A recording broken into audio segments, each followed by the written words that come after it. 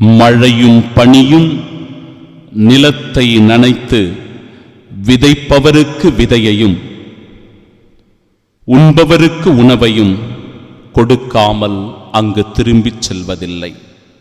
நம் ஆண்டவராகிய இயேசு கிறிஸ்துவின் அன்பும் அருளும் அமைதியும் மகிழ்ச்சியும் உங்கள் அனைவரோடும் இருப்பதாக. அன்பிற்குரிய சகோதர சகோதரிகளே, நாம் எல்லோருமே ஜெபிக்கிறோம். சில பேர் ஜெபமாலை ஜெபிக்கிறோம், சில பேர் மன்றாட்டு மாலைகளை ஜெபிக்கிறோம், குடும்ப ஜெபங்களை ஜெபிக்கிறோம். இப்படி பலவிதமான ஜெபங்களை சொல்லி ஆண்டவரை நோக்கி மன்றாடுறோம்.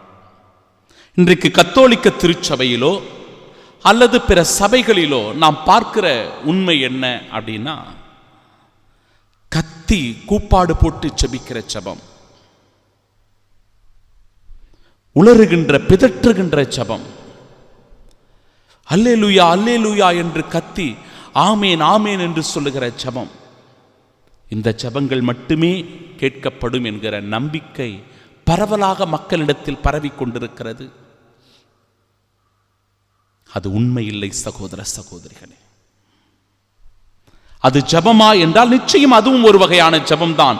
ஆனால் அதுவே முழுமையான ஜெபமாக மாறிவிடாது. அந்த ஜெபத்தை மட்டும்தான் ஆண்டவர் கேட்பார் என்று சொல்லிவிட முடியாது. இறை வார்த்தை தெளிவான விளக்கத்தை தருகிறது.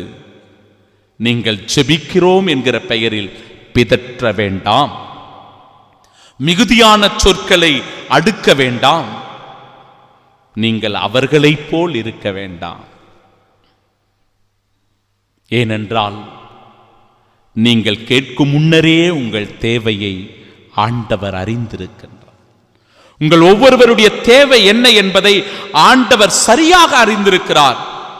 ஏனென்றால் அவர் உங்கள் தந்தை, அவர் உங்கள் தாய், அவர் உங்கள் நண்பன், அவர் உங்கள் கடவுள்.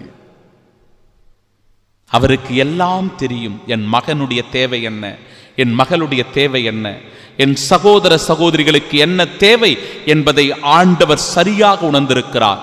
சரியானவற்றை சரியான நேரத்தில் நிச்சயம் நமக்கு கொடுப்பார். நாம செய்ய வேண்டியது என்ன? கடவுளை நோக்கி மன்றாடணும், அவரை புகழ்ந்து இறை பாடல்களை ஜெபிக்கணும், அவருடைய திருவுளத்தை நிறைவேற்ற ஒழுக்கத்தோடு நேர்மையோடு நீதியோடு நடந்து கொள்ள வேண்டும்.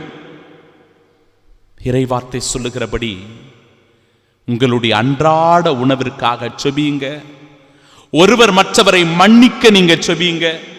தியோனுடைய சோதனையிலிருந்து பாதுகாப்பாக வாழ்வதற்காக ஜெபியுங்க. நம்மை காத்துக் கொள்வதற்காக மன்றாடுங்க.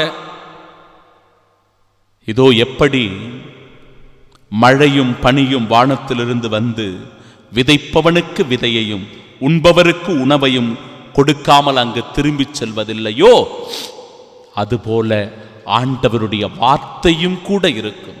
அவருடைய வார்த்தை உனக்கு சுகமளிக்கும், அவருடைய வார்த்தை உனக்கு நலமளிக்கும், அவருடைய வார்த்தை உன்னை திடப்படுத்தும், அவருடைய வார்த்தை உனக்கு ஊக்கமூட்டும் உற்சாகத்தை தரும், அவருடைய வார்த்தை உனக்கு நம்பிக்கைகளை தரும். சகோதர சகோதரிகளே, ஒரு தந்தை இருந்தார். 15 வயது தன்னுடைய மகனை அழைத்து கொண்டு ஒரு குருவானவரிடத்தில் வந்து, சாமி, என் புள்ள சரியான திருடனா இருக்கிறான், எல்லா பொருள்களையும் திருடி கொண்டு வந்து வருகிறான். நேத்து கூட ஒரு இடத்திலிருந்து ஒரு பொருளை திருடி கொண்டு வந்து விட்டான். அதை பார்த்தவுடனே எனக்கு மிகுந்த கோபம் வந்து என்னுடைய பிள்ளையை அடியோ அடின்னு அடிச்சிட்டேன். அதுக்கு பிறகு எனக்கு ரொம்ப மன வருத்தமாக இருந்துச்சு. பிள்ளையை எப்படி அடிச்சிட்டுமே அப்படின்னு சொல்லி நான் கவலைப்பட்டேன், கண்ணீர் வடித்தேன். என்னால் தாங்கிக்க முடியல சாமி, நீங்கள் தான் என் பிள்ளையை திருத்தணும், அவனுக்கு ஒரு ஜபம் சொல்லி மந்திரிச்சு விடுங்க ஃபாதர் அப்படின்னு அழைச்சிட்டு வந்தாங்க.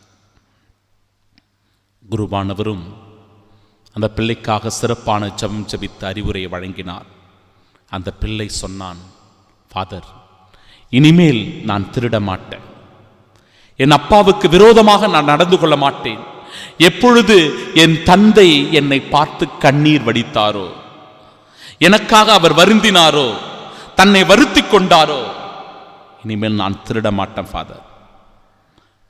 நான் நல்லவனாக இருப்பேன் என்று சொன்னார். அன்பு சகோதர சகோதரிகளே, நேர்மையான உள்ளத்தோடு நாம் நடந்து கொள்ளும்போது ஆண்டவர் நிச்சயம் நமக்கான பிரதிபலனை தருவார். இந்த நம்பிக்கையோடு இந்த நாளில் அடியெடுத்து வைப்போம். ஆமீன்.